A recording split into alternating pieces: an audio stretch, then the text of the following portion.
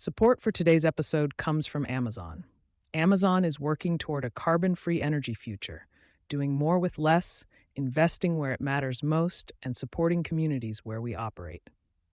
Permit Q reality is breaking. Facilities teams are being asked to execute plans that the Permit Queue can't support. Interconnection timelines at major U.S. grid operators now average close to 5 years from application to commercial operation. Facilities leaders are receiving project schedules built before that number was part of the planning conversation. The projects on a facilities team's execution list for the second half of 2026 were, in most cases, approved against power availability assumptions that the interconnection queue doesn't validate. That isn't a facilities planning error. It's a sequencing problem that originates upstream in the capital approval process and arrives at the facilities function as a hard deadline attached to a timeline that the grid operator doesn't recognize. The gap between what's been approved and what can actually be delivered on schedule is one of the defining operational realities of the current infrastructure environment.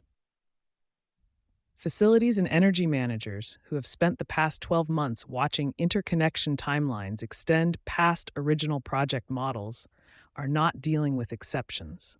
They're dealing with the new baseline. The organizations that adapt their project sequencing around that baseline before the next round of capital is committed are in materially better position than those still planning against queue timelines from 2 or 3 years ago. What 5-year interconnection wait times mean for project schedules in 2026. Lawrence Berkeley National Laboratory, LBNL, which tracks interconnection queue data across all major U.S. grid operators, reported in its May 2026 data update that over 2,060 gigawatts, GW, of total generation and storage capacity were actively seeking grid connection as of the end of 2025. Projects installed in 2024 took nearly 5 years from their initial interconnection request to commercial operation, roughly double the timeline for projects built in the early 2000s. The national median wait time for interconnection studies alone exceeded 40 months in 2024, with Northern Virginia and other high-demand corridors running well above that range. For a facilities team running a project that requires new load interconnection, those figures apply directly. A project approved in mid-2026 with an 18-month timeline to operations isn't just optimistic in a congested market. It's a planning document built around queue timelines that regional independent system operators, ISOs, and regional transmission organizations, RTOs, aren't operating on. The grid schedule and the business plan schedule are running independently of each other, and facilities teams are typically the first to discover they've diverged, often after equipment procurement decisions have already been made against the project timeline rather than the utilities. Grid Strategy's November 2025 analysis projected that the U.S. power sector needs to add more than 150 gigawatts of additional capacity within 5 years to meet current load growth trajectories. The interconnection system responsible for enabling that build-out is the same system producing 5-year wait times. That tension is not going to resolve on the schedule most facilities plans assume, the gap between approved capital and available power in active projects. The practical consequence for facilities planning is a category of project risk that rarely appears in project models until it's embedded in the schedule. Capital gets approved, site work begins, equipment is ordered against an assumed energization date. Then the utility interconnection timeline arrives, set by queue position, study completion schedules, and transmission upgrade requirements that the facility operator can't control and can't accelerate. Capacity market pricing in the PJM interconnection region illustrates what grid scarcity looks like on the supply side.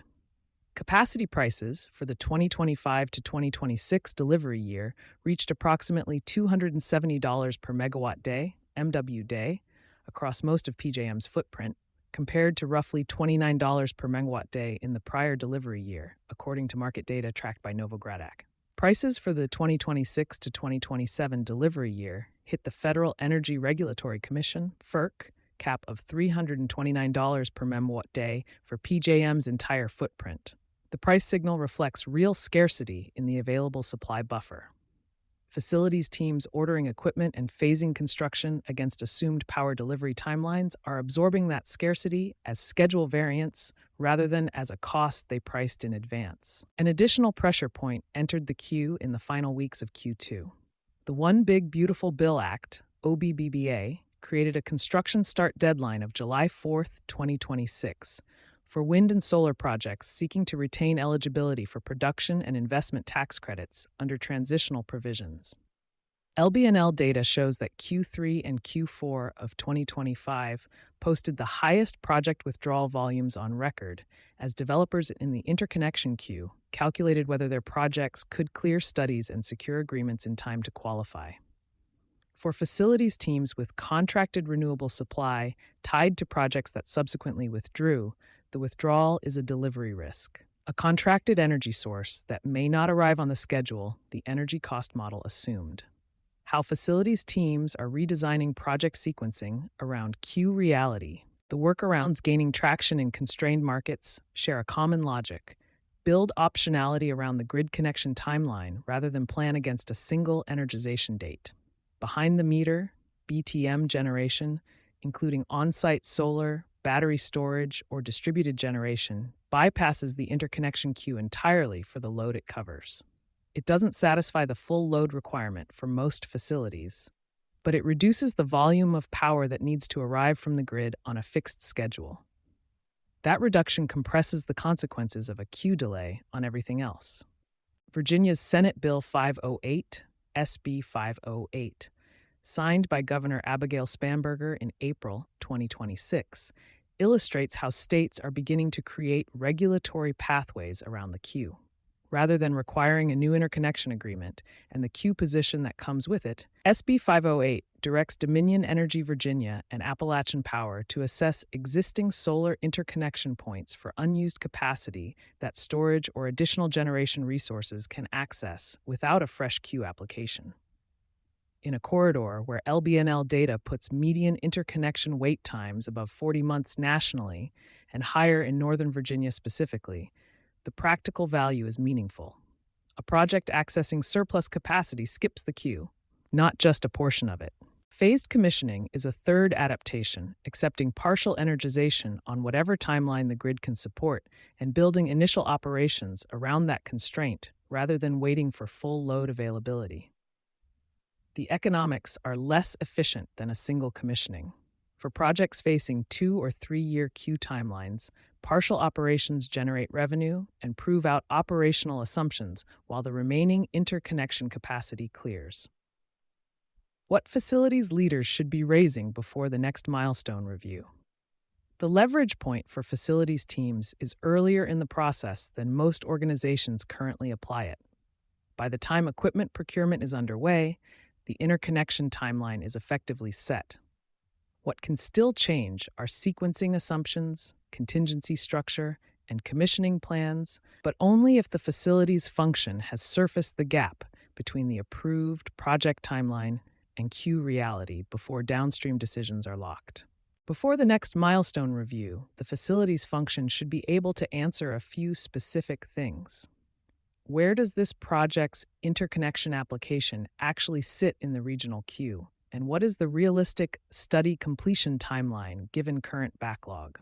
If power delivery arrives 6 to 12 months late, does the project schedule carry stranded equipment costs, lease obligations, or compliance milestones that create financial exposure? Has the team evaluated BTM alternatives or surplus interconnection capacity as a hedge against the primary timeline slipping? Facilities teams didn't set the queue conditions they're working inside.